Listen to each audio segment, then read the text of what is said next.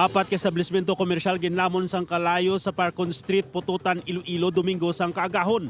Kalakip sa mga nasunog ang bake shop, poultry supply, baligyan sa motorcycle parts, kag kalan-an. Partially damaged man ang isa ka puluyan nga kaiping sa establishmento. Pila ka mga kaiping nga bombero sa Kabanwanan ang nagbulig sa Pututan Municipal Fire Station tungod nagdangat sa second alarm ang sunog. Pasado las 5 na sang aga sang gindeklara nga fire out. Padayon pa investigasyon sa gintunaan sang sunog kakabukusan nga halit sa propiedad.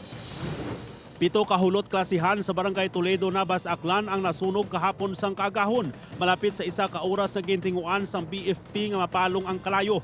Pila sa mga gamit kaangay sa mga libro ang ginlamon sang kalayo. Hindi pa matumod sang bombero ang gintunaan sang kalayo.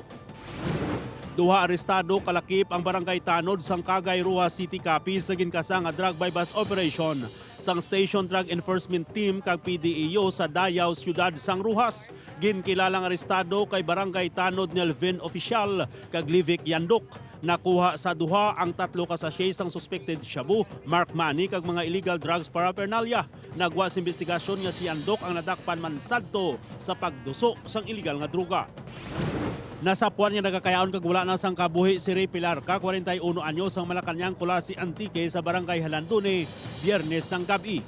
Nagwa sa investigasyon nga naigo sang kilat si Pilarca sang hinali nag-ulan sa Mabaskog dungan sa pagpangilat kag panaguob pasado las 4 Biyernes sang hapon. Pasado las 7 na sang gabi sang masapuan ang biktima kag ginhingagaw pa nga dalon sa ospital pero gindeklara nga dead on arrival.